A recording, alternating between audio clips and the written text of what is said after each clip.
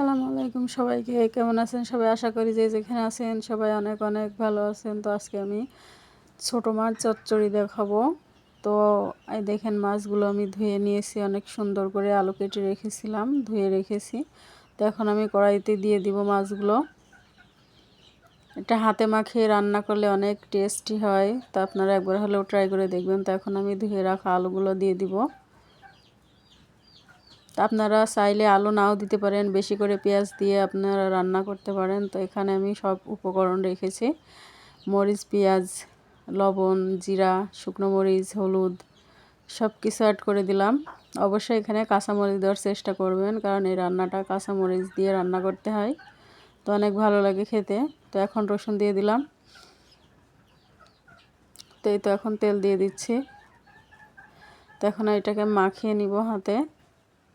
আলতো হাতে মাখাবেন, জোরে মাখাতে গেলে আবার দেখা যাচ্ছে হাতে কাটা ফুটে আসছে।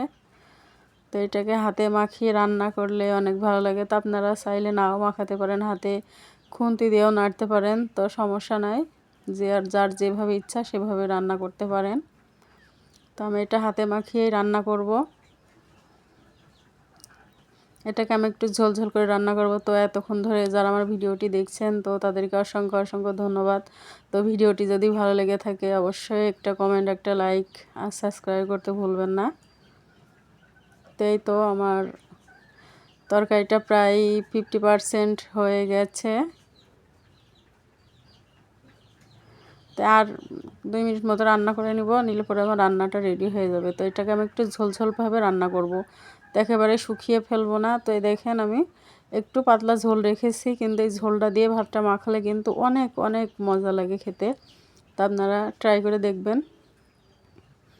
তো বন্ধুরা, যদি ভিডিওটি ভালো লেগে থাকে তো শেয়ার করে দিবেন। আসসালামু আলাইকুম সবাইকে, ভালো থাকবেন সবাই।